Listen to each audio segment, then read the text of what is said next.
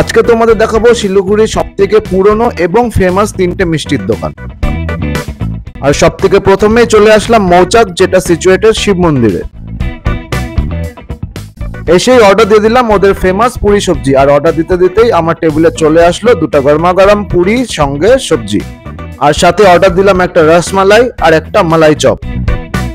পুরি আমার সবথেকে ফেভারিট একটা খাবার। তোমরা যারা জানো না, আমি রোজ সকালে পুরি খেয়ে ব্রেকফাস্ট করি।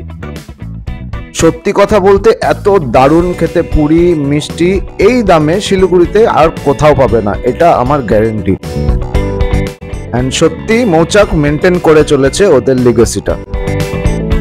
নেক্সট চলে আসলাম ক্যালকাটা সুইটসে, যেটা সিচুয়েটেড বিধান মার্কেট সবজি বাজারের ভেতরে। এটাও শিলিগুড়ির অনেক পুরনো এবং খুবই ফেমাস একটা মিষ্টির দোকান। এখানে পাবে ওয়াইড ভ্যারাইটিস অফ মিষ্টি, কিন্তু এখানে সবথেকে ফেমাস যেটা সেটা হলো রাধা পল্লবী। টাইম একদমই না ওয়েস্ট করে আমরা দুজন নিয়ে নিলাম 2 প্লেট রাধা পল্লবী, যেটা 4 পিস 50 রুপিস।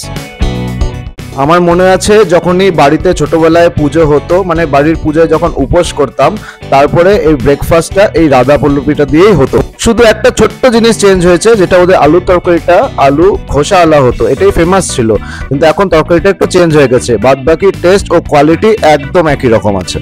এন্ড নেক্সট চলে আসলাম শিলিগুড়ির সব থেকে ফেমাস লালমোহনের দোকান, যেটা পাওয়া যায় 70 বছর পুরনো ফুলবাড়ি মিষ্টান্ন ভান্ডারে। লতা মঙ্গেশকর, বাপি লাহিড়ী এবং প্রচুর সেলিব্রিটিরা এখানে এসে মিষ্টি খেয়ে গেছে। আমরাও আর দেরি না করে নিজেদের জন্য নিয়ে নিলাম লালমোহন এবং সঙ্গে নিয়ে নিলাম গরমা গরম সিঙ্গারা। এবং যেটা বলতেই হবে যে এখানে যখনই আসো লালমোহন একদম গরমা গরম ফ্রেশ পাবে। লালমোহনটা ছিল একদম নরম, মুখে দিতেই একদম গলে গেল, দারুণ খেতে। এটা কিন্তু অবশ্যই মিস করবে না তোমরা কেউ। তোমাদের দেখালাম শিলিগুড়ির সবচেয়ে পুরনো 3টে ফেমাস মিষ্টির দোকান। ভিডিওটা ভালো লাগলে অবশ্যই পেজটাকে লাইক করো।